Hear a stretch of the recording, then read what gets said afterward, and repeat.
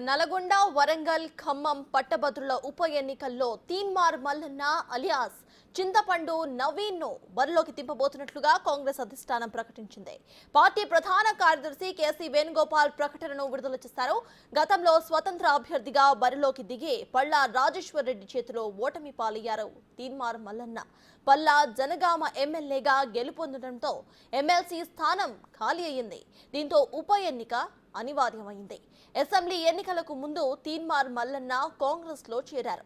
Karimnagar MP ticket ఇస్తారని ప్రచారం జరిగినప్పటికీ కూడా దక్కలేదు. తాజాగా పట్టభద్రుల ఎమ్మెల్సీ టికెట్ ఇచ్చింది కాంగ్రెస్. తనకు ఎమ్మెల్సీ టికెట్ ఇచ్చిన సీఎం రేవంత్ ను కలిశారు తీన్మార్ మల్లన్న. కాంగ్రెస్ పార్టీకి మల్లన్న కృతజ్ఞతలు తెలిపారు.